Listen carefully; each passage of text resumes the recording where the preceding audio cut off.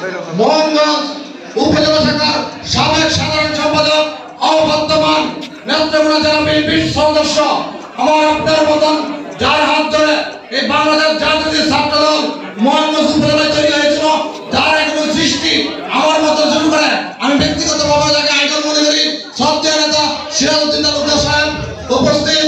বাংলাদেশ জাতীয় দল মোহনগঞ্জ উপজেলা শাখার সাবেক সাধারণ সম্পাদক একটা প্রবাদ আছে, যৌবন যার যুদ্ধে দেওয়া শ্রেষ্ঠ সময় তার, যুব দলের বিপ্লবী সভাপতি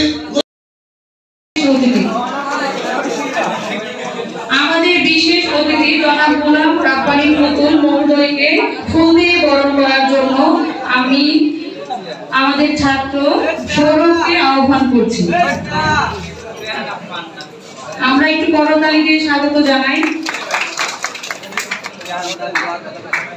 এই পর্যায়ে আমাদের আজকের অনুষ্ঠানের সভাপতি জনাব ইমাম হাসান মহোদয়, ভারপ্রাপ্ত অধ্যক্ষ মোহনগঞ্জ সরকারি কলেজ মোহনগঞ্জ নেত্রকোনা মহোদয়কে ফুল দিয়ে বরণ করার জন্য পুষ্পকে আহ্বান করছি।